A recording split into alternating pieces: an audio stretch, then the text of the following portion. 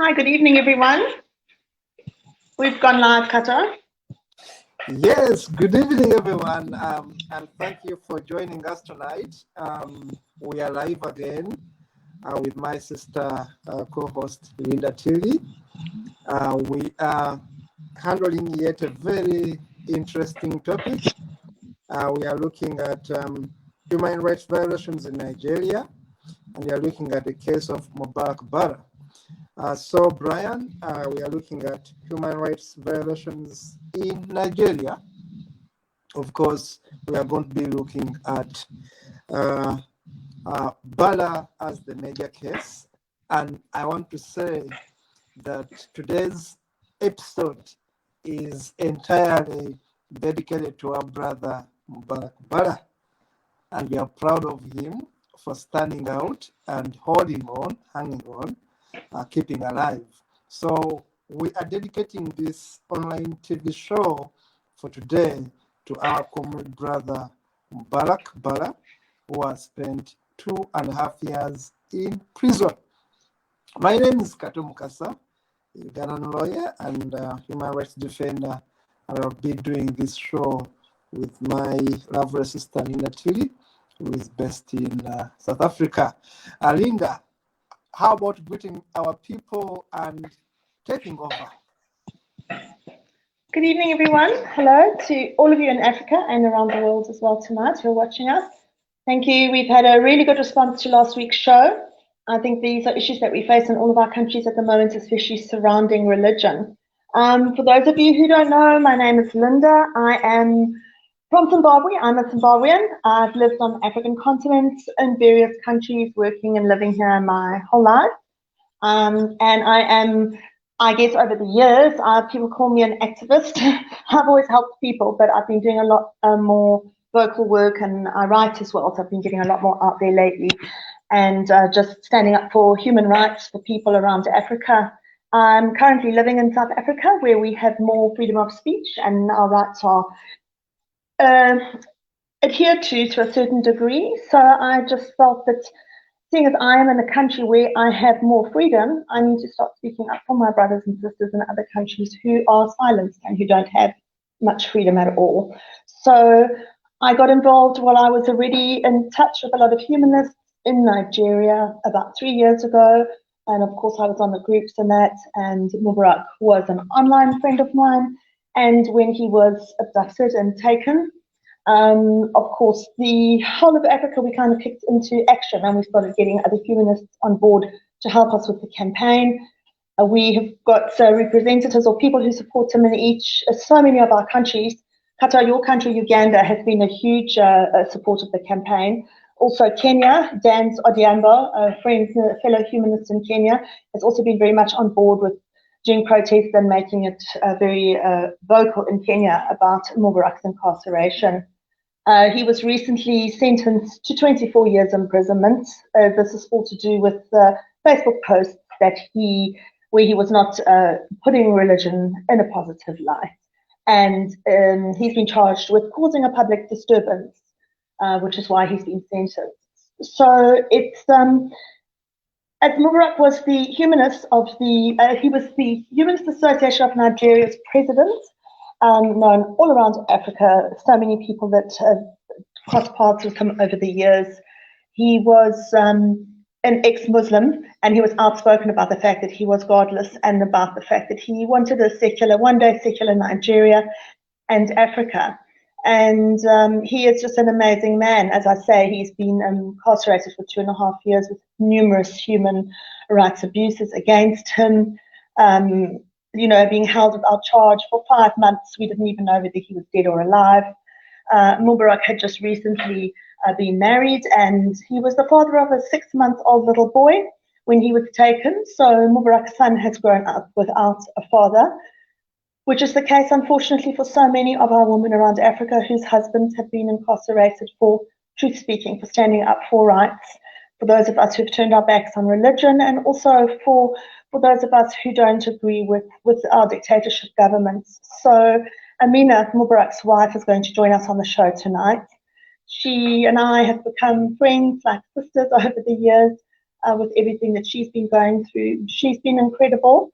I always say she's also been imprisoned for 2.5 years because her whole life has come to a standstill. We often don't think about the victims, wives and families that are left behind. It's the mothers, the fathers, the siblings, the wives that are left raising children alone, and of course the huge financial implications as well.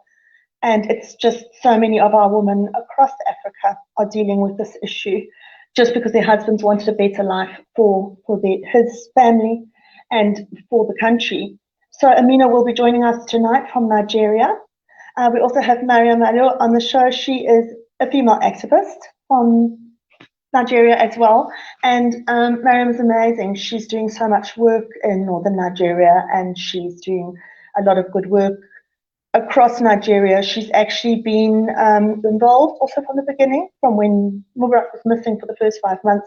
She was also trying to find out through contacts and that of hers where he was at great personal cost to her own life, with threats made on her life and property loss and damage, people trying to scare her off. So there have been a lot of people who have literally risked their lives for Mubarak to stand up for him against huge oppression and the spread of a very extremist religion in Nigeria. Christians and Muslims are suffering and are being slaughtered every day. It's not just to say because you belong to one religion, you are immune to this. It's happening everywhere. And I think we touched on it last week on the show, and that what I see is that it's criminals being allowed to get away with murder under the cloak of religion. It's okay because the religion allows these things to happen, and it's becoming a huge problem. Also, on the majority of Muslim people in Nigeria are peace-loving people who just want to go about their daily business, and they're dedicated to their religion. Everybody is entitled to believe what they want to believe, but they are now also getting targeted because they don't adhere to the extremist version of this religion. So it's unfortunately tarring a whole group of people into the same category as these extremists that are going around and just mercilessly killing people, when your average Nigerian Muslim person is not like that at all. And the Christians as well, they just want to peacefully carry on doing what they're doing, and they're also getting targeted, having armed gunmen coming into churches and gunning them down in cold blood during church services, and that it really, really is horrific what's going on there in Nigeria. A lot of what Mubarak predicted would happen due to religion. So it's very interesting as well tonight to have Mariam here, because she's sort of on the ground, so to speak, and she is literally living through a lot of this and seeing a lot of it before her own eyes and experiences. She does wonderful work with women and with women's rights in Nigeria, that she's trying to explain to women that they do have a voice, that they do have a body and a voice and a mind of their own, and they are allowed to make their own decisions. It's a long journey, but it's like we know with most things here, it all starts with educating people, and that also begins with our youth and in our schools. So it's wonderful to have both back with us on the show tonight. Kata, thank you. And for us to just discuss Mubarak's case and look at solutions going forward for Africa, because as we all know, that religion is the one thing that is not only stunting our growth, but it's actually dragging us back into the dark ages, the more extreme it gets. On the other hand, we've also got the extreme version of Christianity that we are seeing now, with the huge growth in things like money rituals and witchcraft allegations and things, where the elderly people are being murdered and accused of being witches and things, and it's very tragic. It's destroying the whole fabric of our society. Our elders are our closest connection to our ancestors. They are the holders of wisdom. They are our guides, and they are now being, pulled out of villages and touted as being witches and wizards and slaughtered in the most horrific ways. And more people seem to be believing in this now. And I've always said that I see that as being the extreme version of Christianity, like we see the extreme version of Islam, that's actually becoming more prevalent in Africa today, which is something really from the dark ages, if you think of it, when people were accused of witchcraft. And it's now appearing more and more in societies in Africa, which is also very, very dangerous. The number of young people who are following that and believing in it. And I think it's also because we as a continent have had both religions enforced on us as tools of control and oppression. And from the days of slavery, even before that, we were told that our indigenous cultural belief systems were all wrong. Now, none of us really know exactly what those were because they were all taken from us. Our artifacts were taken from us. We don't have any connection to our pasts and our belief system at the time. And what worries me is that people are now replacing this extreme version of religion with your witchcraft and everything. They think they found what was taken from them so many centuries ago, and they're turning to this now. And we know that it's definitely not that, that we followed and believed in as a continent of Africans so long ago. So it's a very difficult situation, but it's good that we're talking about it and we're getting it out in the open. I think the more people that hear about it can relate to us, because what's happening in Nigeria is happening in all of our countries in some way. The countries in the southern part of Africa are protected a lot. We haven't had a lot of that in this part of Africa yet, but it's coming. What happens in one country, especially a country like Nigeria, will spread to the next country and so on. And before we know it, it will be all over Africa. So we really need to wake up, start speaking out about it, finding solutions, and working together as a continent. So that's just my overview. Thanks, Mubarak. Mubarak. Sorry, Mubarak on my mind. Thank you, Kata. Yep. I was thinking about him. Okay. Thank you so much, Linda. Of course, today we are dedicating this show to brother Mubarak Bala, and I'm happy that we are going to be talking about him. And of course, we are going to be having his wife on the show, but also Mariam, who has been working closely on the case, and of course, helping people in Nigeria. And of course, we have you, Linda, who have been Nigerian following this case. And I've been there for Bala for all these months of thick and thin. And of course, all of us who have been making noise here and there, making posts on Facebook, engaging people, and ensuring that Bala remains alive. We are happy to have this show tonight, and we are going to do our best to talk about him. I mean, we are going to make it a case for him. How do we move forward legally? How do we protect his rights? And then, what lessons can we learn as atheists, as non-believers, as human beings? Because all of us can be in trouble tomorrow. We have seen situations where Christians are killed for being Christians. And it happens in Nigeria, incidentally. We have seen situations where Muslims can be witch hunted in parts where they are not supposed to, be Muslims. We have had cases in China, for example, where thousands of Muslims have been killed. So the question of witch hunt is not about being an African problem alone. It's a global problem where people find it hard to coexist with others just because they have religious differences. I know for a fact that in the US, there are some states where it can be very hard for you to contest as an atheist. And you can say this is a free world, as we call it. But atheists still don't have a big voice. Now, when we talk about US, people may think that is even far. But we are talking about Africa, where we have even a case going on in Kenya, where someone goes to court, constitutional court, to petition court to deregister an atheist organization. So we are seeing the intolerance growing and growing. So the case of Bala, bring it back to the main topic, is something which we must take very seriously. It is something that doesn't talk about Nigeria alone.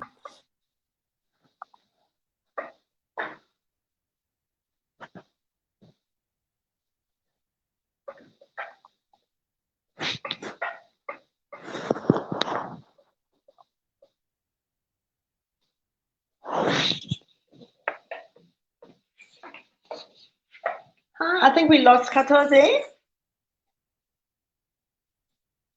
I think we've lost sound as well.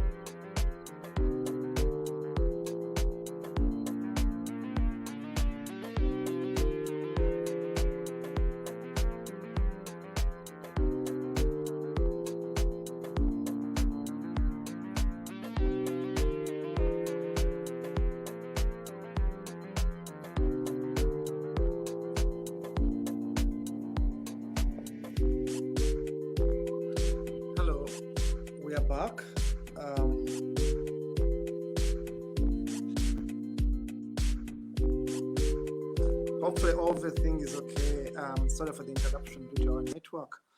And we shall pick it from where we had stopped. I was talking about the situation in Nigeria being not in only a Nigerian case alone, but something happening across Africa, but also the world, where people are discriminated because of their lack of belief or because of their beliefs. Just give an example of China, where we had cases of Muslims being targeted and killed and imprisoned simply because they are Muslims.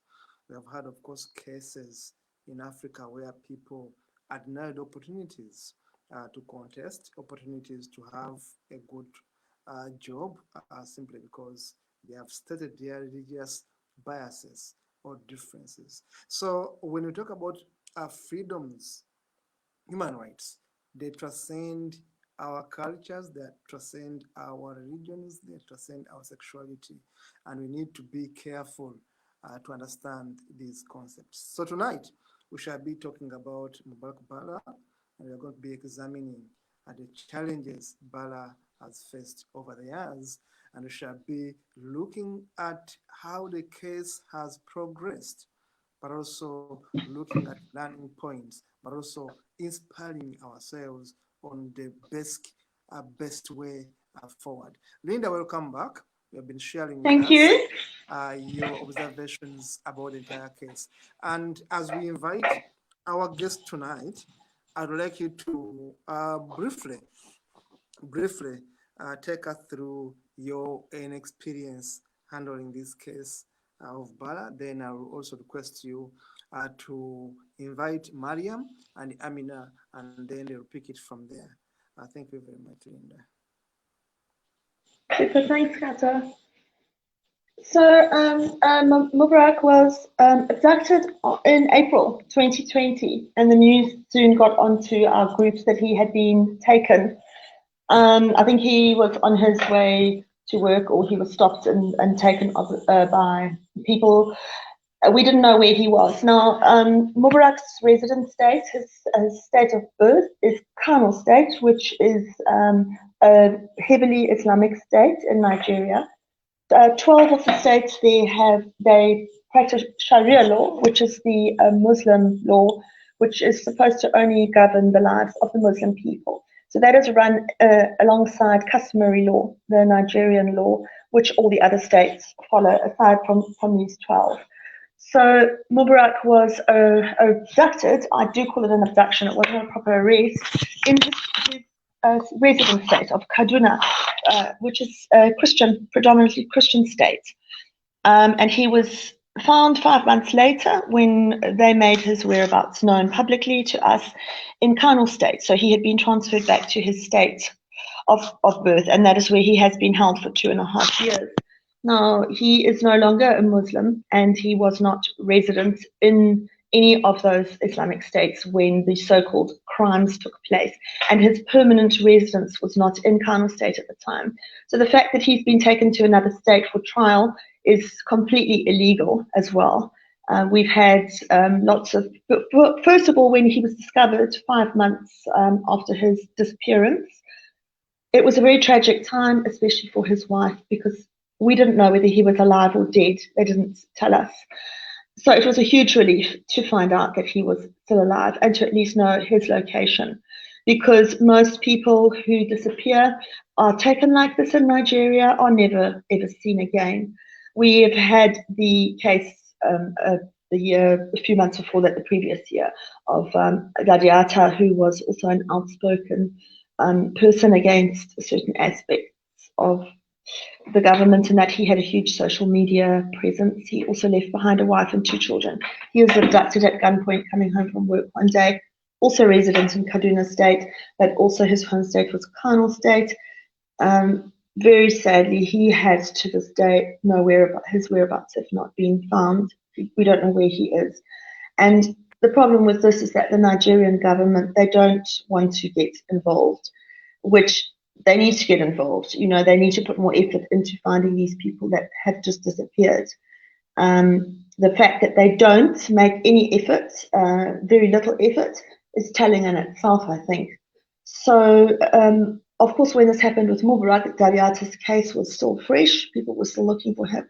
We immediately, thought it was similar circumstances, similar way that they were both taken, obviously the same people. So we were, I can't imagine what Amina went through. She will explain a bit of that. I know at one stage she says she could hardly see because she was crying so much. Her eyes were permanently swollen.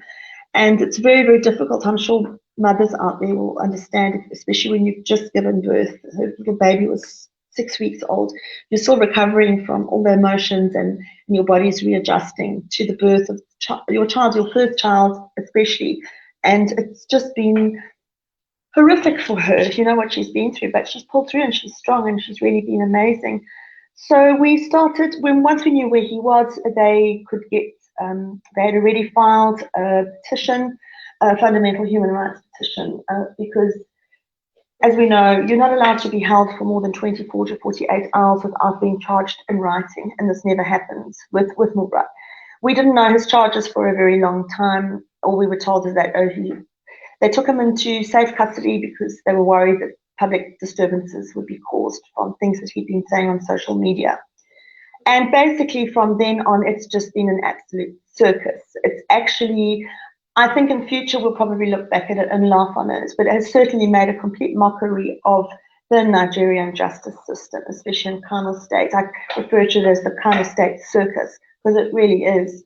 Obviously, as we know in most of our countries, our governments own our judicial system, the military and the police. So it's just so clear here the way his case has been thwarted from the beginning.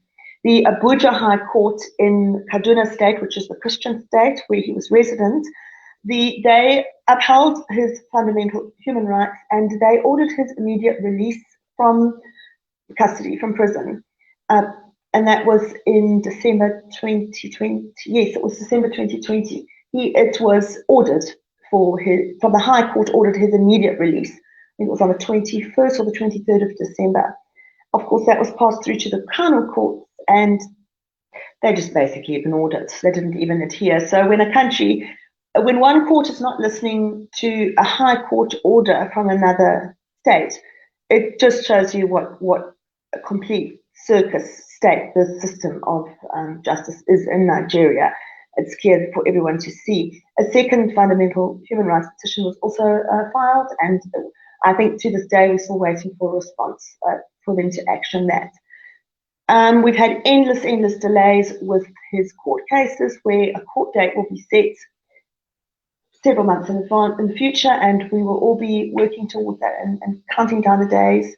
And it will come to the date of the trial, and it's cancelled because COVID, of course, was the excuse that was used a lot at the beginning. I mean, that's the go-to in Africa now for everything that goes wrong. It's COVID.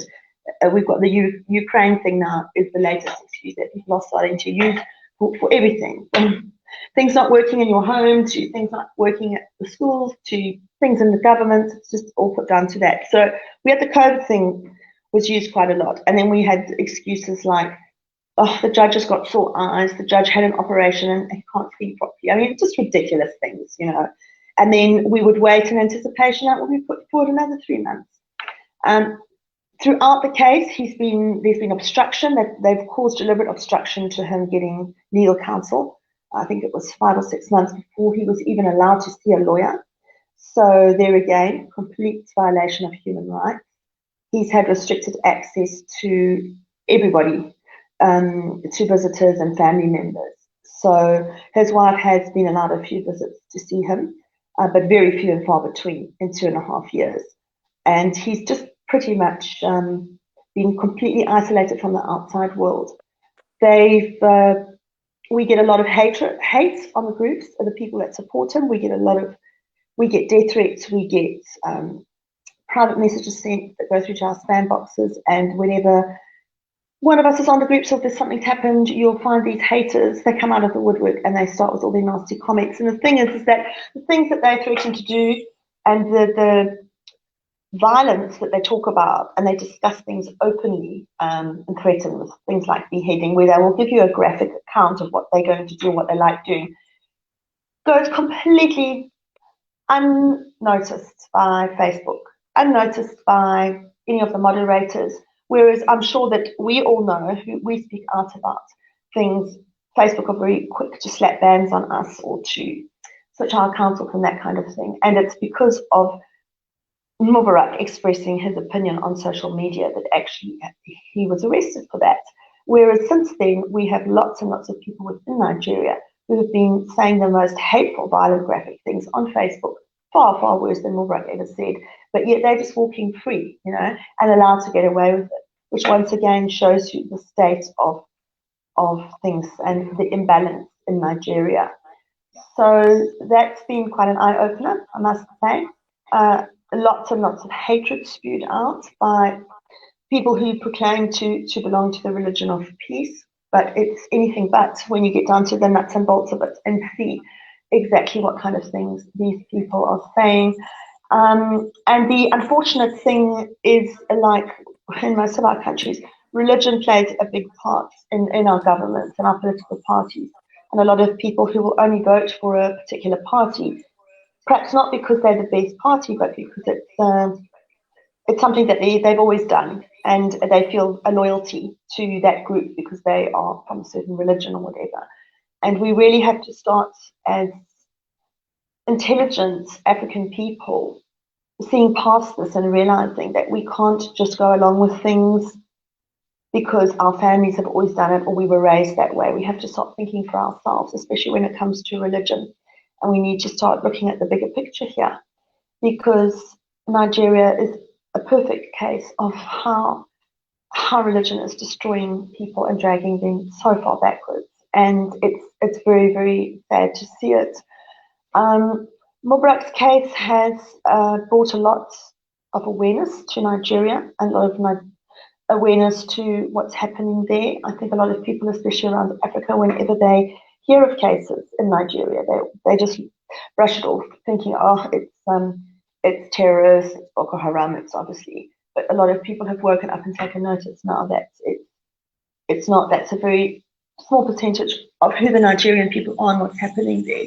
The majority of Nigeria and Nigerian people are people just like you and I, and they are, they don't stand for any of that stuff, and they really, really are battling. They are struggling, and I feel that we need to speak up for Nigeria and stand up for them and help them, because even people who are trying to get out of Nigeria, because they're already being threatened, to offer them a place to stay, a temporary place to stay in our own homes. And people are forced to flee overseas, and asylum is so difficult, and people don't have the money even to get over there. And I just don't feel it's right, if there are issues in our other countries, that we need to help our fellow African people. We're neighbors and we help each other. We were split for a reason, and we're not meant to be split as a continent. Things worked just fine when we all got on together. So we do need to look at that and not just think it's Nigeria, it's not my problem, or you're living in a country that's predominantly Christian, so it's not going to affect you. It is going to affect you. It's spreading throughout Africa. And it's that kind of ignorance which is actually allowing people to get in there and do horrific things, and things like that has happened to Mubarak. Because since then, we've also had this year, I know I put info on for the ticker tape about incidents that have happened. That was Deborah, a young girl who was a student who happened to say something on a WhatsApp group that offended people, that was seen as being disrespect to the Prophet. And she was pulled out there and then by a mob, and she was stoned and beaten to death and set on fire in broad daylight in public. And this is happening. Yes. We finally have our guest. Welcome our guest. Amina. We are having a full day here without you. Hi guys. Hi. Hello. Hi. Good evening. Good evening. Yeah, Hi, I'm so sorry about my coming late. Yeah, good to see you guys too. Mariam, hi. To see you. Hi, nice to see you. It's been raining, so I'm sorry I came late. I went out and there was traffic, so the rain caused the traffic. So the traffic that was what happened. Yeah, so good. We've had a lot of rain here see too. You guys here. Welcome, both of you, and ladies of Nigeria. Thank you.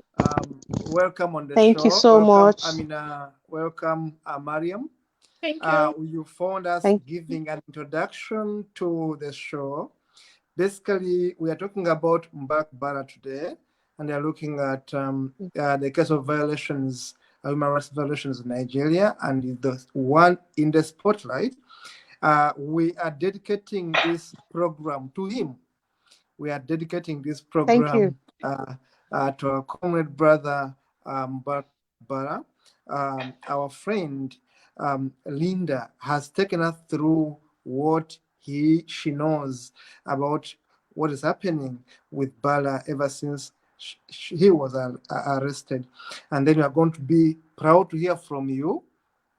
Give us Yeah, a bit of thank an you. insight of how Mubarak Bala was arrested and how it affected you personally as Amina. We are going to start with you. I want to hear your story from you. How have you coped Okay. with the situation and how are you doing right now? How is he? You may not tell us more of the details of his kind of situation, but you may give us a picture of his psychological health at the moment, and also comparing it with the time when he was taken away from you. So, welcome both of you. Let us start with Yeah. Amina to hear from Yeah, you. thank you, Mr. Yes, Kato. thank you very much. Thank you. Thank you so much. I still have to make an introduction. Sorry. Please, sorry, my son. So thank you. Sorry. Yeah, you can have the son as you talk. Amina, Mariam, as Amina is preparing, we are going to have you. You have been in the field. You are a human rights activist. You actually been following this case of Bala.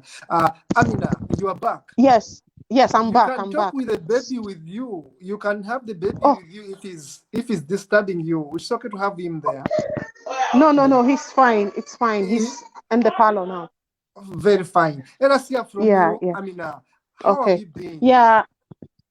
Yes. Well, Mm.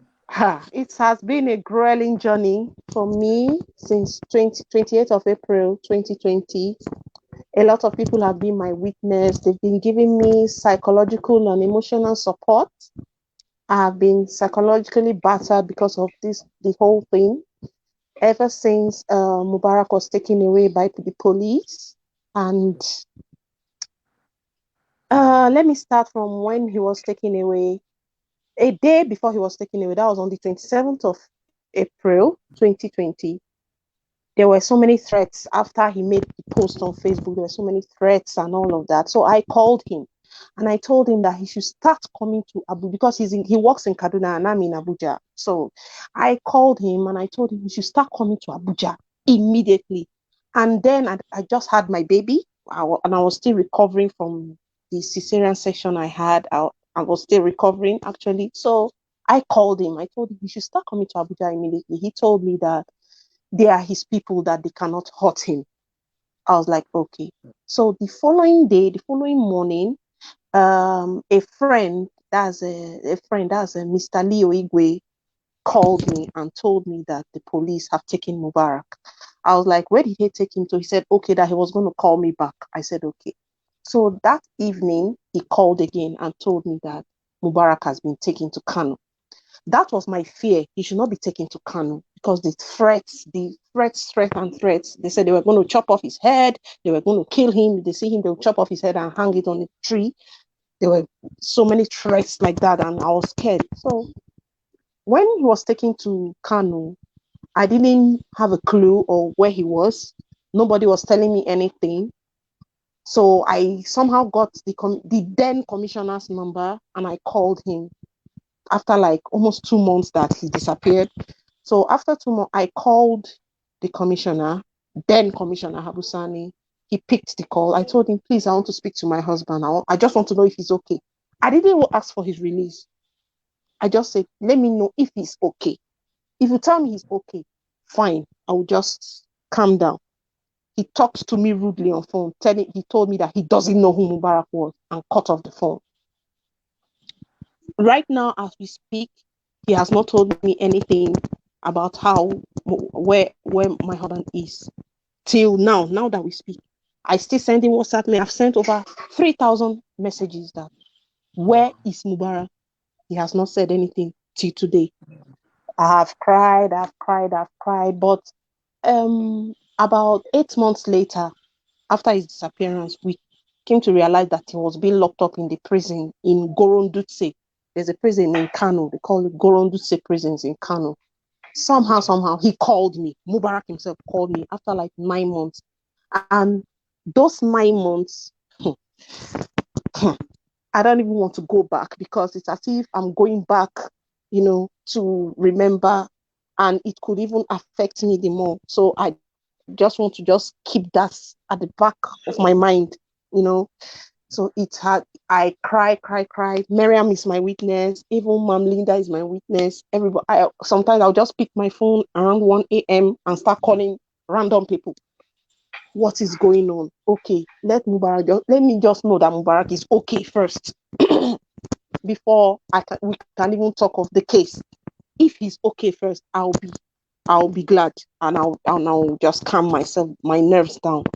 I have cried. There was even a time I attempted even suicide. Sorry. Like, what am I living for? Look at my baby. And that time there was this Mubarak's friend, Mr. Ike. Mr. Ike, I'll carry my then 2-month-old baby. I'll be running to the police headquarters in Abuja here. They were not saying anything to me. I was like, this is how my husband was taken away. Nobody was just saying it. Everybody were just confused. They would just say, okay, I should just sit down, that they will find out. They will not contact me. They will say, okay, just go home. We'll get back to you. Nothing. So unfortunately, after like 8 to 9 months, he called, and that got me calm. He said, he told me that he's been locked up in prison. I was like, why? He said he'll talk to me later. We'll talk about it later. So I went to visit him in Kano a couple of times, like I think about 4 times. So I went there.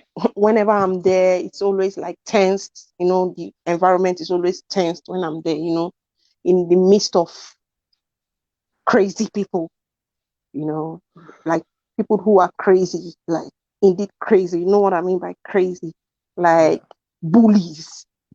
Bullies, religious bullies. Like, you see them, they really show you that they own this place. You can't do anything. So fortunately, as time went by, almost 2 years, I think the pressure was becoming too much on the government. So they just had to do one kangaroo court case just to make it look as if it's legal, but they indeed wanted to harm him. He told me so many things. He said they bullied him, they tortured him mentally. There was a time that he even forgot some things in his head. But as time went by, when the pressure started going down, he started getting his sanity back. Even there was a time we had to even take some medicines to him. He told me on phone that they did not give him the medicines, that they said he is okay, because he had some health issues, and he is still having health issues before he was sentenced. So the drugs that we wanted to sneak to him to take to treat himself, they didn't give him the drugs. They didn't give him the drugs in Kano. So my life has been like, thank goodness for friends. Mubarak has friends. Mubarak has good friends that love him. Look at Mariam, look at Mom Linda, look at you, look at everybody all over. I'm even shocked about the love, even some religious people. Apart from the non-religious people, there are even some religious people. His best friend that they went to the same high school together, Awal. He called me till today. Yesterday he called me. He's a Muslim. He called me. That, Amina, how are you coping? How are you coping mentally about it? At least now that the tempo is down, at least I'm trying to get my sanity back. It was not easy for me. Honestly, it was not easy. Sometimes I even call Mariam. Mariam can bear me witness. I'll call Mariam 2 a.m. in the night. I'll chat her up. I can't sleep. Thank goodness for even my family, my mom. She has been giving me that emotional support ever since I gave birth to my baby. Because when I just gave birth, she came just to spend some time with me and go back. But this happened, so she had to stay back with me. So it has not been easy. Let me just put it that way. But thank goodness that the tempo is coming down now. And I have that belief and I have that hope that Mubarak will come out. He can't stay there for 24 years. No. That No, is he can't. it's not going to happen. He That can't. is awesome. Because I have no choice than to be strong. I've cried and cried and cried and cried. I cannot cry. I can't cry again. I cannot cry again. But I have that hope. And I have that hope that Mubarak will come out and reunite with his family. That's for sure. And I thank you all for your wonderful support, your emotional support, your financial support, your psychological support towards me, my baby, and Mubarak. I really, really thank you all. I thank you all. Thanks a zillion. I don't know how to pay back for this kindness that you people have shown me. Shown me and my son. Thank you so much. He's the one crying. So Dengi, sorry. It's okay. We can let you go for now, and then we shall have Mariam. Mariam will come on set. Mariam, welcome, Mariam. Hi, thank you for having me. You have been a grassroots activist in Nigeria, and you know this case very well. May you please share with the viewers, our audience, your own experience and your own take on the whole issue of Bala? Yeah, well, following the case since it happened in April, it's been really very, very traumatizing for me as well. And also, but then I have always tried to put my own trauma behind me to support the people I believe should come first. I believe that the person I said come first in this specific case was the wife and the family of Mubarak Bala, ensuring that they were safe, ensuring that they had at least something to keep them busy, ensuring that somebody was always there for them to at least they have food and they have what they need. All those things Mubarak provided as the husband of the house, and they should have somebody that is there that also supports to provide that, at least so they don't have to lack anything, because when they start lacking, and that's when the reality is going to kind of dawn on them. So my own take then, or my own idea was to see that I can support as much as I can so that that vacuum. So, but that was still not enough, because of course, I cannot take away the fact that, her husband this is somebody whom they've been together and she has known for a really long time, was suddenly just something you don't expect just happen like that. Of course, you cannot totally take away. I'm sorry, I'm actually with a lot of kids here, so you're going to have to pardon. It's been really very, very tasking as well for me, because I was going through my own trauma, and then I also had to provide some sort of psychosocial support for her. It got to a point in which I believed that I couldn't provide direct support anymore, so I had to link her up with a friend, Zara K, Faithless Hijabi. She had founded an organization named Faithless Hijabi, and through the organization we were able to get a therapist that was also supporting one, or anywhere we cannot speak with her, okay, can you just speak to someone else, and that's it. But that we didn't stop there. We're all like a family to her. Linda as well have been so helpful. I mean, before I even got to meet Linda, I've had so many wonderful things about her, and I'm always like, wait, when am I going to meet this extremely exceptional person? And I also come to understand something with Amina, is she's a rare kind of person. She's really tough, and she's bold and strong. If it's other women, it have broken down by now. In fact, if it's other women, like they might have really, it might have gotten to a point in which she might have lost herself, or even lost her way, or given up at some time. But I don't know, something just kept her there. Because I know that she has friends, she has us, and we can keep talking to her, but something kept her there. I always say that the reason we are all from the same tribe, she's the same tribe as I am, we speak the same language, And we are always known to be very strong women and bold warriors within. So I always tease her with that the reason why she's still standing is because of the fact that we are Ibras and we are known to be strong. And so she's broken because of that, right? You know, and I would always tease her that look at your hair. You didn't make your hair today, and you should go out and make your hair. You know, whenever I leave, because my head office is in Borno State. My major office is there. That's where most of my colleagues are, and I have a sub office within different local communities in Borno State. But I'm always in Borno State. My house is also there, so most times I would leave Borno State to Abuja just so I could, stay with her, cheer her up along the way. But then during my own activism became, it got me into a lot of trouble where I found myself in the police station with some couple of bullies, extremists who were slandering me online. They declared a fatwa on me.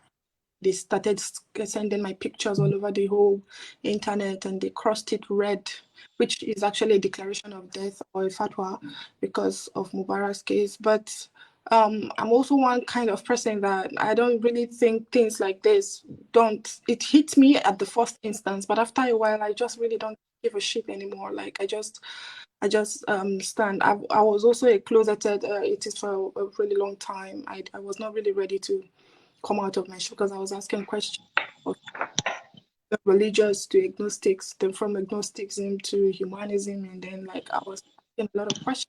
I was not really getting answers to questions. And most times I get trapped. Most times I'm like, wait, why? I mean, what is so wrong about me? My major question have always been about, the role women play when it comes to the Quran, how women are being treated when it comes to the Quran. Like, why are we like second-hand citizens? Why? Like, why is it that our feelings are always not considered? These are the questions I keep asking. And most times I remember then I sent Mubarak, just before Mubarak was arrested, I sent him a message and I was asking these same questions, because I still have that message, and he never answered the messages. He never, got to explain to me before. And the next thing I heard was that Mubarak has been arrested. I was like, what? I just sent a message and I wanted to So, but then I kept on. I never stood. Like I never stood out, or would I say, to my friends with the kind of question I asked. I started losing friends. I started having a lot of enemies around me, especially during the Mubarak's case. I even noticed my best friend was asking me for my where, because when these threats became too much, and I had to leave for a while, and I was supported with some, some organizations supported me, and they were like, okay, with advice, and you need to leave for a while, just stay away from here and see what happens. And then I had to go. Then we somehow, because we had a police case then, very serious police case, where four boys were, I reported them, but nothing really happened for bullying, harassment, and also put my life at risk. And nothing really happened. The only thing that that helped me at that particular time was that a very close family member of mine happens to be the head of the division, the police division for that state, and because of his worries and everything, he decided that he was going to write to the command in Abuja so they could see if it's possible for them to grant me some sort of extra security and stuff. So as at that period, I had extra security, and I had so many other, because if I was not really careful as that, I think they would have killed me. But another thing was that I was also not the kind of person that have way too many friends and tell people stuff about my life and what I do and where I go. So I'm always very careful with what I do, where I go, and who I talk to about stuff. So, and I think that also saved me, because I naturally have a lot of friends, but I would never invite a friend to my house. So most people don't even know where I stay, right? So, and when I had to leave and come down to here to Abuja, I noticed that my best friend was a person they sent, and they were like, okay, where are you now? When are you coming back? What time are you coming back? What are you doing now? And and then I was like, okay, why are you asking me where I am? Because as at that time I was already viral. I have already gone viral. My pictures was everywhere in the Northeast. Like people from Katsina, people as far as Sokoto were calling me. Sokoto is like really far. People were calling to ask me, what is the relationship with Mubarak? Why are you taking this case so seriously? Why do you think you have to talk about this case? And you're a woman, you're just a girl. What do you think you can do? You cannot do anything. When it comes to peace, you cannot step. You push. And I'm always telling them somebody has to go somewhere. I mean, the status quo is so high, but someone always tend to break it, right? So, and I'm one of those people that is going to try to see that, you know, things are the norm has to just be the norm. Like, there are some things that people call a normal lifestyle that needs to at least be changed, even if it's not completely, but some things needs to just bend, you know. And that is what I'm telling them. Most times, they'll try to set me up with some guy, and it gets really crazy. You know, you see guys sending me DMs and how they would like for me to give them my phone number, and they would like to come see me because they know that I'm not married and they want to get married to me and all that stuff. And I know that it was all set up. They went as far as trying to penetrate through my relationships. They tried to penetrate through my friends. They tried to penetrate through my family. They tried looking for some close family relations, like my cousins, you know, speaking with my cousins and trying to set me up with using my cousins, like my cousin trying to set me up. These are my friends talking about, you know, so it went that far. And when they noticed that they didn't succeed, they started looking for a way to destroy properties, to destroy whatever it is they feel like I have, you know, going on the throwing stones at me, calling me prostitute, calling me a sort of names, and so many others. I mean, what haven't I seen? All because I took up a case. And while I was doing this case, I reached out to so many of who claim they were activists. These are founders of organizations in NGO. And because they were Muslims, they all told me that they could not do anything about it, that they cannot support. Because first and foremost, they're looking at them. As soon as they start supporting, their finances are gone. Everything they have ever worked for was gone. But at times, I almost want to get angry. And I was like, wait, let me even think back. But it's true. All these things they're talking about is actually what I'm going through right now, because I'm losing money. I am losing my properties. I am losing my... all because I took up a case. But then this is what I do. It's not really about the money, right? It's not really about the status or the fame or the fact that you have to get liked by people or hated by people or whatever. I don't really care about that. I care about the fact that I'm saving a life and I'm saving a family. I want someone to be alive someday to say, oh, this is what this supported me with. This was all I was thinking about. Whenever I do my activisms, whenever I do my work, I don't think about the repercussions. I think about the need for me to do what I am doing. This is why I do it. If I go to the communities and I discover that a girl has been raped, I am not supposed to be in the community. I am not supposed to be in the community. I'm supposed to be in the office giving directives to my colleagues to do the work because that's what I pay them, right? But I am always at the forefront of every activism because it is my passion. It is what I do. That is the only thing I know how to do. I'm a medic. I do medical radiography. I was in medical school for like 5 years. I did my internship. But I don't do anything related to what I studied. I am strictly, you know, I completely diverted to the development sector, and that is, I don't know if I can even still operate an X-ray or maybe scan or stuff, but then that's not it. This is who I am, and I think this is my calling. Everybody talks about having a calling, having that thing that makes them tick, but this is what makes me tick, and that is why I don't regret anything. Just a few days ago, I came online and I told them that I made a couple of posts on Facebook and I talked about how I do not have I don't believe in religion, and because that's actually the first time I've come out to practically give people, you know, an answer to the questions they've been asking me, the questions about what do you do? Most times I just smile and then I make jokes about worshiping trees and, you know, the need for climate actions and how I intend to plant a lot of trees and worship them because trees are like my God and stuff. I just make, you know, jokes about it. But then I came out a few days ago and I was like, okay, I don't really believe in religion. And this is it. This is my take. And I am free from the hijab. And I believe that. I also told people that I hope that the same freedom I enjoy, I wish it upon all of them. And then I noticed it raised an uproar, especially down to my family. I have been going through a lot since that day, and from meetings to meetings and meetings. I was actually thinking of maybe calling Linda and asking Linda to help me fire some people.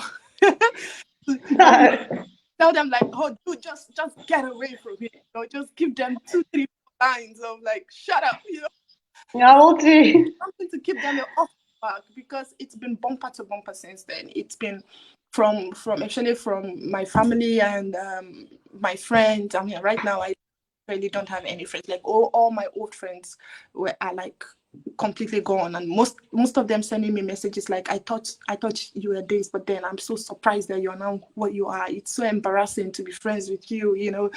I don't feel good about the fact that we still have, and I'm like, dude, you haven't done anything in my life since I've known you. You want to go, I don't care. I mean, do I look like I care? Maybe after like a day or two it's gonna hurt, but then after that, then what? Life goes on.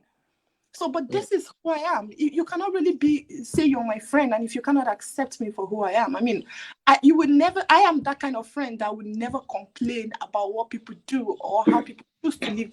I will support you 100%. But the minute I decided that this is what I want to do, I see those so-called friends telling me what to do and what not to do, and I keep asking myself, what gives you the right to think you can tell me what to do? This is who I am. So that is exactly the life I'm living. But then one thing I would always stand with is the fact that I don't do this because I want anybody to like me. I don't do this because I want you to feel the type of way towards me. I do this because this is my passion. This is what makes me tick. If I go to the community today and I decide to arrest every guy that is there because they are all suspects of rape, I will do that. I will call the police and we'll pack all of them and lock them up until we are done with investigation. Now, if we decide that some of them were not, they were not actually the perpetrators of that action, I would apologize and walk away.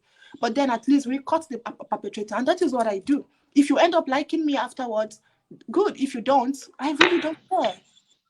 This is just who I am. So for Amina and Mubarak, they have really been, really tough on them severally, and I know he's really strong. We know that definitely he is going to come out of this. They are just keeping him there for now because they feel like that's all they can do. But the truth is this, the fire is really getting to them. The heat, they are receiving the heat. I personally went to Kano and I met with some of those so-called religious people, and I didn't come out to them, but then I talked to them about, so many other stuff. Most of them don't even believe in religion. Most of them are not even Muslims. I know that. I know how I know how there are some things I'm able to disclose, but I mean, come on, we've been able to see how it's just a small girl of 22, 23 years old was able to manipulate the head of some of those so-called men before they gave out some information, some critical information about when they kept Mubarak. I mean, it's not really about religion. It's about how they are being seen within the community. They don't do all these things they are doing because of the fact that they are holy or something. No, they are holy. They go around running around young girls within the community there. It just, I mean, it's so easy. It's so easy to get to them, like sit them down, talk to them, give sweet words, and you will get to know that these are all hypocrites. They're all hypocrites. So most times I refer to them as hypocrites in Agbada. Agbada is this huge, long they use in praying. They are all liars. It's not really about that they're trying to protect the of the prophet or trying to protect the image of the religion. It is completely not. It is about politics and of how it makes them look within the community. So, but then you can see that disgusting zeal to take someone's life is something that it has corroded through the minds of youth within the community to the point in which someone could actually try to do so just so he could be liked for being a murderer. It is that bad. And this is something that is in the north. So that is why I'm always like, the religion they brought to you people, you are now practicing it more than the people that brought it to you.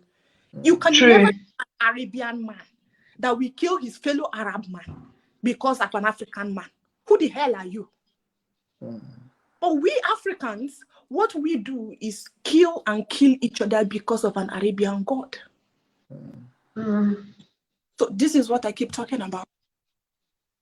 So basically, I think I'll stop here for now, and then I would allow Kat. Thank you very much, Mariam. We had to give you all that time because we thought you deserve it, and of course you deserve it. You have explained rather a lot about what you went through, and we are grateful that you have shared with us that as testimony, and the challenges you have gone through. We are happy you have been there for Bala. We are happy you have been there for Amina. Amina, welcome back. Amina, can you hear me? Yeah, thank you. Yeah, yes. I can hear you. Amina, as we wind up with you, we have been able to hear from Mariam. Mariam was sharing with us how she has been close to you and how you Yes. have been going through a lot of mental breakdown challenges and all that.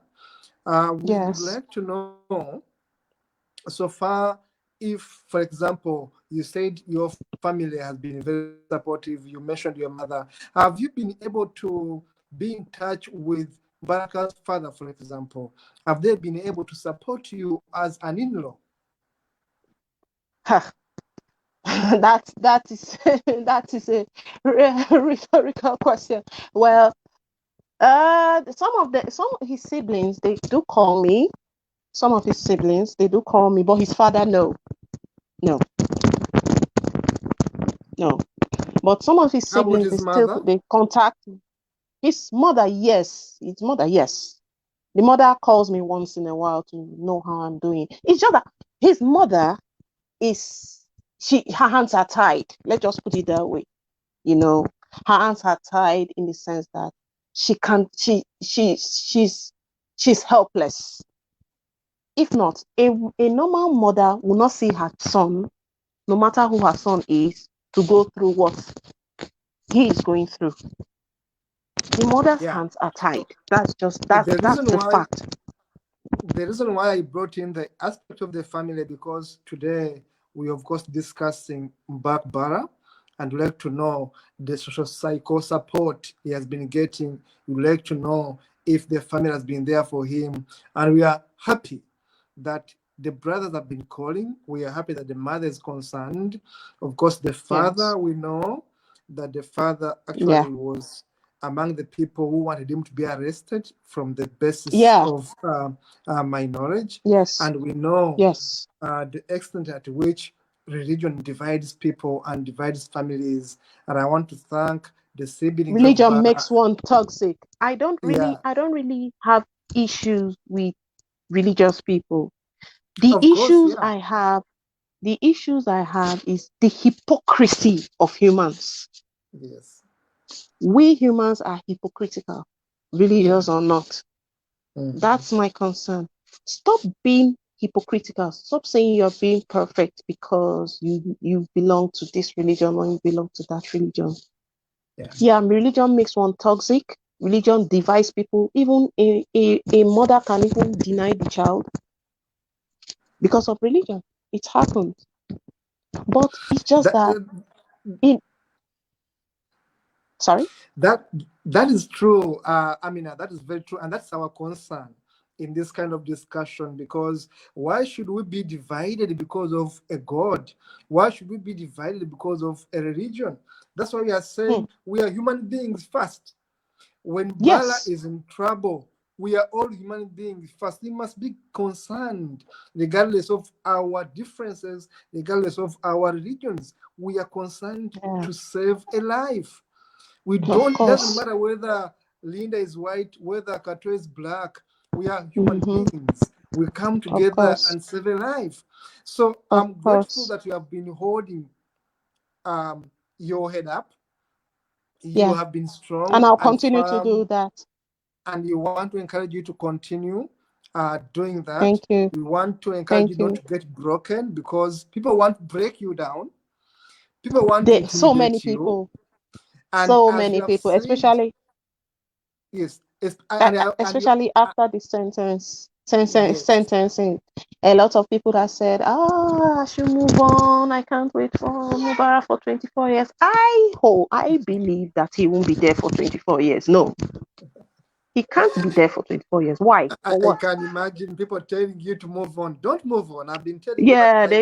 they even said I should remarry. Some people said I should remarry. Oh, That no, no, no.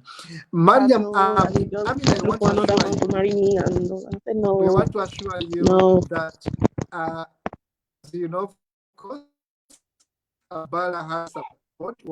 Bala has friends and has gotten even more friends. Sometimes in danger, we get even more friends we never thought we were going to have. So hang in there. Thank you. Mariam, we have been talking with Amina. Amina has shared with us about the family, about people actually telling her to move on, and it's quite frustrating.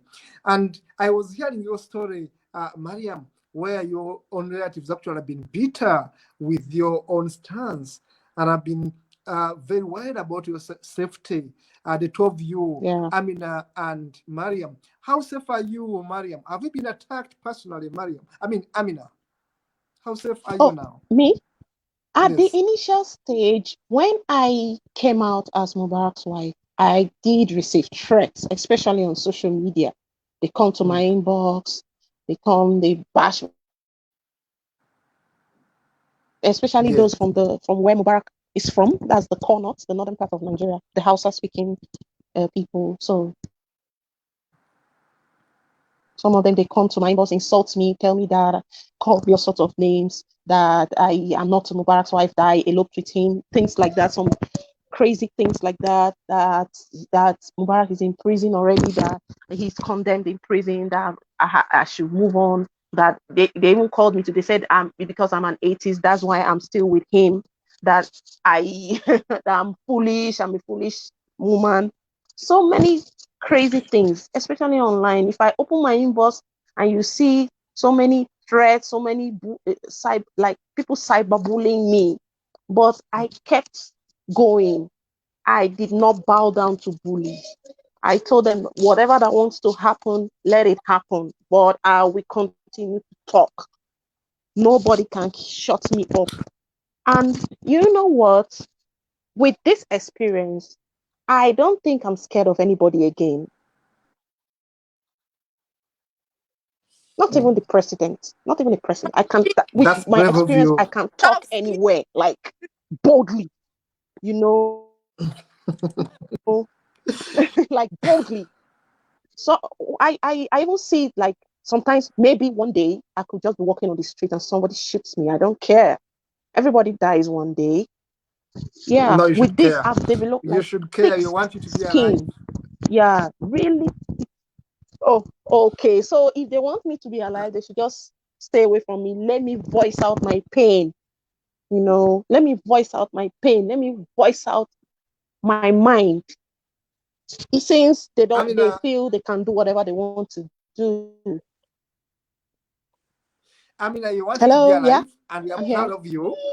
We want to tell you that we are proud of you. We want you to keep on keeping on. We want you to Thank keep you. on alive. We want you to raise your Thank child. We you. want you to reunite with your Thank you. husband, Bala. And we are grateful that we are keeping on, keeping Yeah. on. Keep alive. What is important is to stay Yeah. alive. Thank you. Thank you.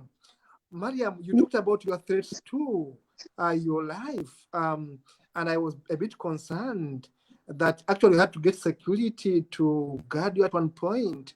How did you manage to go through that, Mariam? Yeah, I mean, what I had to do was just to leave for a while. I left for a while. I think that I was able to manage it. I left completely and I went dark and I became very careful with people around me. I think I also changed my location, my house where I was before I changed to another place. And basically that was I think that was my own safety strategy. And I became in fact really careful. I remember then even I yeah, my friends too became really, you know, my friends too became really, I don't even know how to share it. Like they became really dangerous. They're like a tool for them. So I also became really Yeah. careful. Yeah.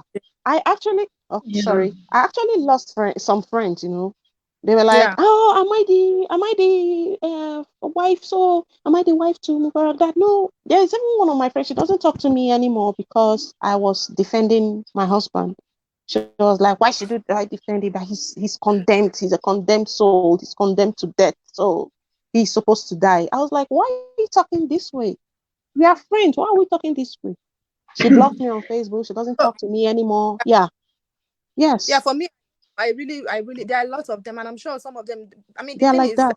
they like me and then they hate me because they cannot do without me, and they can't. It's as if they are like, I don't know how to say it, because they still follow me, they still comment and Hmm. they still talk. Maybe they have hope that somehow someday something is going to change my mind about my current situation.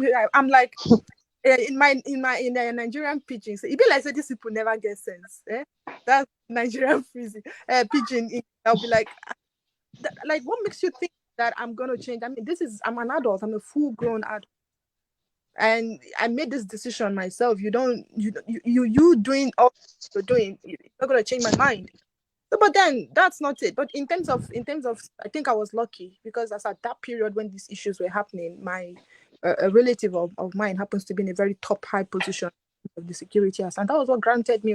And that was what Mubarak didn't have, and that's why I believe is where he is now. I mean, you remember that period. Now I had to leave. I mean, I quickly took my stuff. I remember. Before I left, they were like, I remember vividly. They were like literally police following me around morning, afternoon, night, the way I was going, because they were throwing stones at my car, damaged it, and I had to drive in. In fact, what my office was being, I changed my office because of the fact that they attacked it. And I mean, this is what religion does to you. Like how will I say, this is what religious extremism does to you. Actually, Islamic religion extremism. I keep asking question: why does violence always comes attached with that, with the people that practice that specific religion? Like, why? If you claim that there is no compulsion in the religion, but then when someone else leaves the religion or makes a move to ask some questions that you don't really like, that shakes the table, you try to shut that person up by going as far as killing that person, taking a life. So how do you really protect the image of by killing another person, shedding an innocent blood, just to protect some stuff you don't even know anything about? You don't know how it came. You were not there years ago when it happened. You don't know anything. You want to kill as much people as you can to protect a faith you don't know how it came about.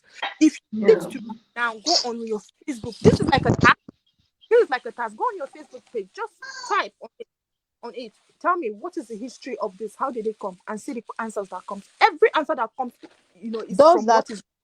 is from what is written in the Quran. It's not something that is outside. It's not something that they it's something that they give you and they will quote where they took it from. And I'm like, how can you tell me you're seeking for knowledge, but then this knowledge you're seeking for, you are still seeking from this knowledge in the same book that we are trying and asking you to seek outside other knowledge surrounding this. We have other books. We have the Torah. We have the Bible. We have the Injil. We have the other. Look for those ones and read them, and then do your own research. Go online and Google. Everything is there. There are some that I know that there are some sources that is not really good in terms of giving good information, because there's some sources that are hoax there, but there are still good sources out there. You can get really good factual information about. Why can't you use those things? Why is there so much poto in people's brain? Like, why is there so much mud? So much mud. How is it difficult? Like, you come online and then you call out someone's family and you are like, I will kill you, I will slay you. As of today, from today onward, I see, this is what they do. Like, from today onward, I swear, I have declared you. Everywhere you go, anybody that sees you, there's a Muslim mosque, just a knife and just like this. Hey, somebody's child, hey, just because of what the person left the religion. I mean, there's no compulsion. Why are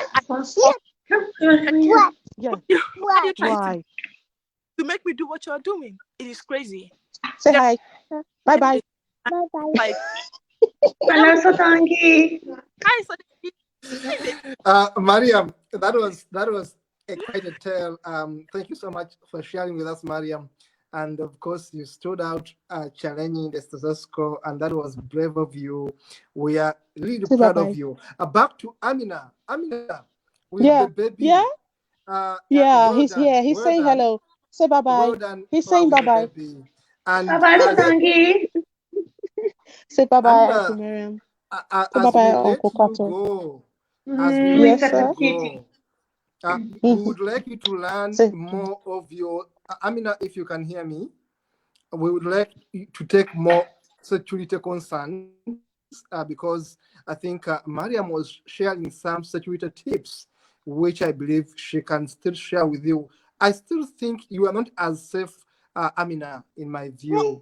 You need to... You shot there. I want to ask things for... I think in Amina's case, we all not safe. I always say that there are some things she said that I always tell her that I'm not going to, I don't think this is just your statement. She's still grieving. Let's not forget about that. Still grieving, right? So most of the things she says right now, she's saying it a place of hurt. It's not a complete decision. She's not safe where she, that we have already decided that, and we understand that.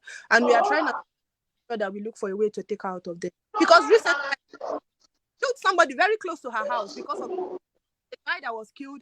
And he was, I think he said he just made a statement that goes against Islam. And before you know, this guy was charged with blasphemy and they killed. Immediately I called her, I was like, you know, say I tell you, say that one area no safe, because where she stays in the majority Muslim, and it is not really. It's an area that is known for really crazy stuff. So I told her then, and I was like, we are going to have to look for a way to get out of this, however it is we can. So that was even before I even traveled, and we've been planning, even up until recently. We are together with Linda on. She is not safe. Mariam, she might be doing all those stuff, but the truth is she's Mariam, really not. We aren't going to discuss strategy right here. We aren't going to discuss our way forward right here, because of course there are things we're going to keep to ourselves. But I just want to ensure that Amina, you should be much safer. I'll talk with you inbox after the show. Of course, Mariam will also be advising you more. We need to talk about safety first. Amina, we may not talk about everything here because everyone watches this, but you want you to be safe. To me, your safety comes first. And Linda, you have been quiet. We are winding up. I'm going to take you over to Linda so that she can also make her comments, and then she's going to give you means to say your parting shots, and we shall be out of here. Linda, over to you. Okay. It's been lovely having you on the show, both of you. And I just wanted to say that Mariam has just been absolutely amazing. I don't know how Amina would have pulled through without her. She's been there in person physically for Amina whenever she's needed her, even at times when Amina hasn't. There was a time a few months ago where I got hold of Mariam, and she just packs her bags and goes and stays with Amina until she's okay again. And there was one time where Mariam felt terrible because she was away working and she couldn't actually physically be there with her. And then between the two of us, we just made sure that we kept her vigil, like for the whole weekend. I think between us, we were online at some stage with Amina. And I just think that is amazing. For the work that Mariam is doing in Nigeria, she is completely selfless, just as she says. She puts the life of a person and how a person's feeling and their rights above her own safety or what people say about her. And it's a very, very difficult road when you don't choose to do activism. It chooses you. You just find yourself doing things, and then people start calling you an activist. And I always said, but I'm not an activist. But you realize it is the work that you're doing. It's something that you're pulled into. And it's not the glamour. It's not the high-profile cases and in all the glamorous areas. And Mariam does the work where no one wants to go, with the people that desperately need help, where a little bit of money and a little bit of care and concern goes such a long way. And it's very sad when you think of all the threats and things she gets in her own country with working and doing what she wants to do. Because at the end of the day, all she's doing is helping people in the places that no one else will go to. And that's why I support her so much, because I've just seen how selflessly she's given of herself to Amina. That goes beyond activism. It goes to woman to knowing that there's somebody else that's really hurting, and we need to be there for her and for her child as well. As mothers, we also have that involved thing, and I just think that that's just such an amazing testament. There's so things like this that have come out of Mubarak's case that has actually made us be better people ourselves, because we've put ourselves out there and we've had to do things that perhaps we wouldn't normally do. We've connected with people we would never have known before, and we've actually grown so much as people. As awful as it sounds, Mubarak's case has actually done so much good for humanism in Africa and for people like Mariam. And I know it's high profile now, and she's targeted a lot, but it's not an easy road to walk. But Mariam is like me. You will not stop it for any reason, because you're doing it for people. You're not doing it for money, for fame, for fortune. And there's no time off for weekends or for, it's a 24/7 thing if you need it. And I just say, I honestly think there've been times where, and I'm very proud of Amina for talking openly about her suicide attempt, because of course it's so hard when I've had those phone calls at 2 in the morning or whatever, and I'm so far away from her in distance, to be able to just go and be with her. All I've got is the end of the phone. And Mariam has always been there at the drop of a hat. She'd just race to her side and just be there for her. And I think that is, it's just incredible. So it hurts me that Mariam is getting so much flack now from her own people and her own communities, because she's doing so much good. Why would you ever want to stop someone who's doing a lot of good for other people and helping where it's really needed? I think people get very set in their ways, and whenever you break out from the pack or the herd of sheep, you are immediately treated with distrust. What are your reasons for doing this? What are your motives? Why are you doing it? But you reach a stage, and Mariam's like me, you don't actually care what people think of you, because your image is not what's important to you. What's important to you is getting results for the people that you are doing things for. I have a voice that I can use. Many people don't. It's my moral obligation to help those that can't speak up for themselves. And we don't care, because I'll tell you, at the end of the day, and we've received a lot of hatred and a lot of negativity and a lot of judgments. If you look 2.5 years down the line, the core group of us who are together on this case, those are your true, real people who have been supporting Mubarak from day one for the right reason, for no other reason. And I think that that's just what has come out of this. And like I always say, once Mubarak is free, because he will be, it's not the end of the journey, it's the beginning of the journey, because we are now a very, very strong core group of people who can go forward and make many more changes together as one complete unit for human rights in Nigeria and in other African countries. And I think that is just a testament as well of people working together. We've all come from different religious backgrounds before leaving religion. We all work with religious people as well as non-religious, from different religions, different races, different countries, but we all speak the same language, and that's the language of the heart and the language for people. We all love our continent, we love our countries, and we want a better Africa. Not for us, we're not going to be around to see it, but we want to make the changes that we can make now, so that for our future generations, they can have a better Africa than we've had. And I think that that is just what it's all about at the end of the day. And the Mubarak's case highlights that, how we've all worked together for a person that many of us had never known. Thank you very much. Thank you very much. If I may chip in there, as we conclude, you have said something which Mariam also said, and I want to emphasize that yes, we don't choose activism. Activism chooses. True, actually.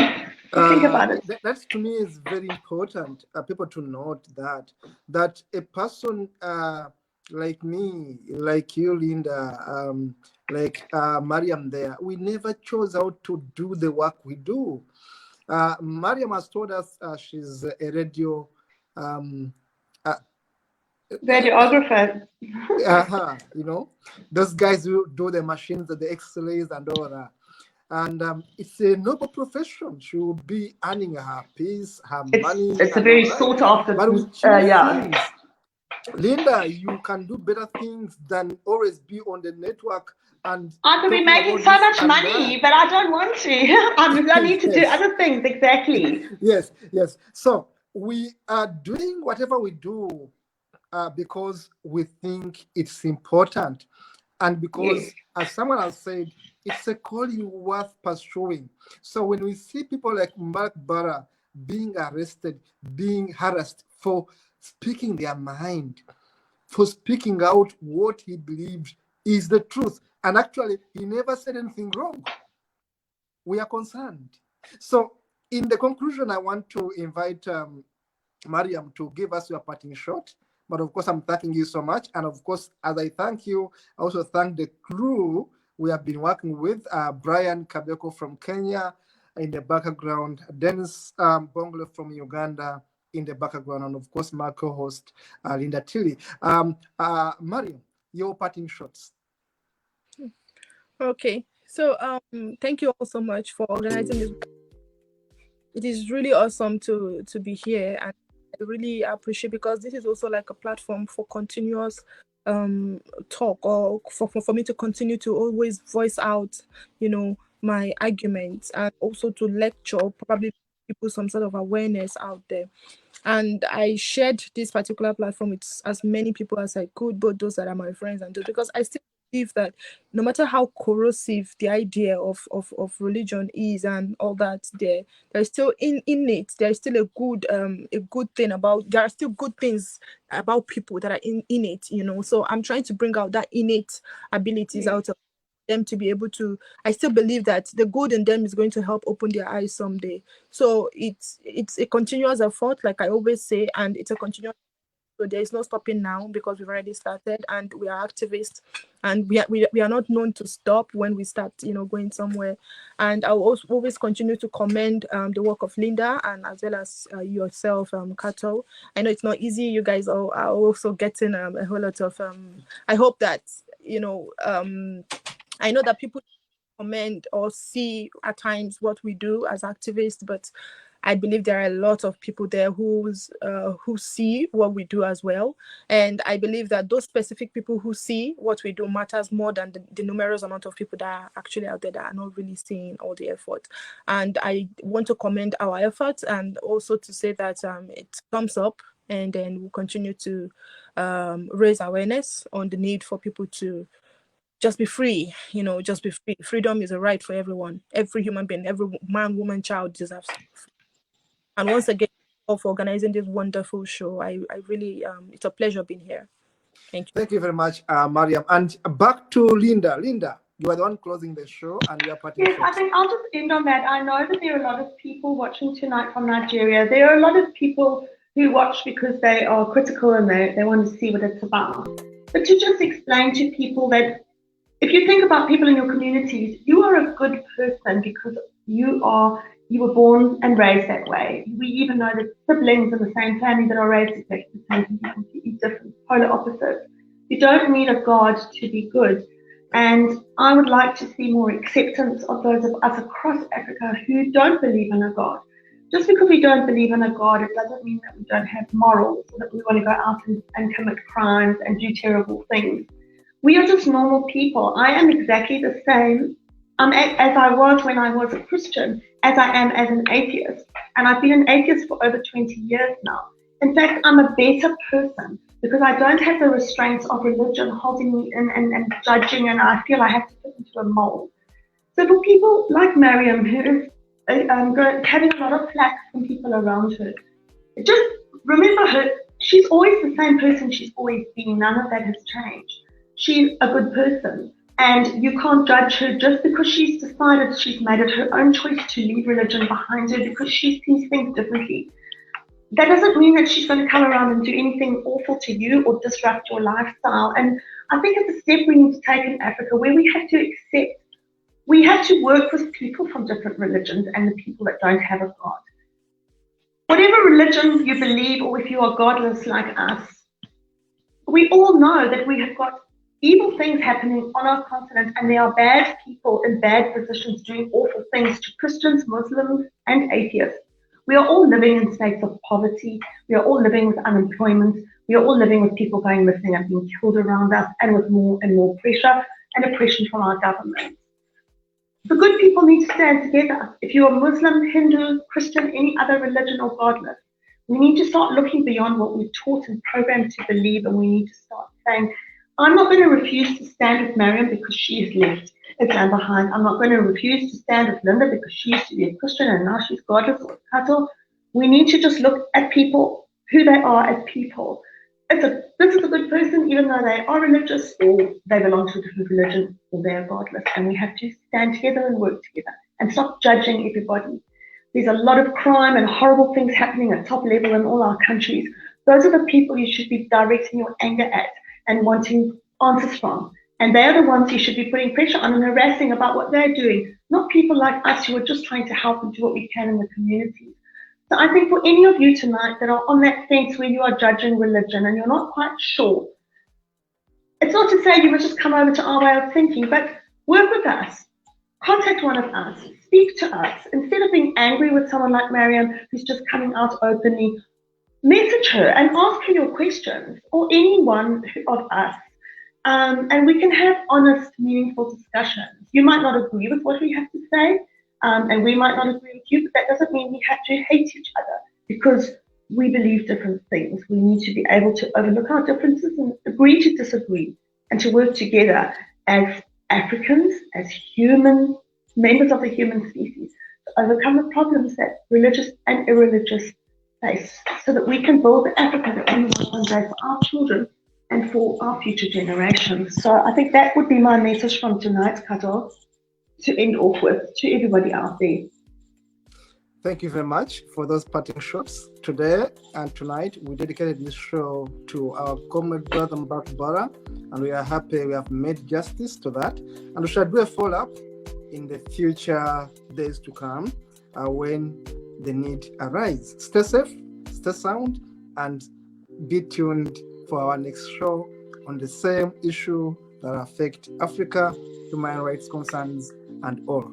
Welcome again and meet again. Bye-bye. Thanks, everyone. Bye. Bye-bye.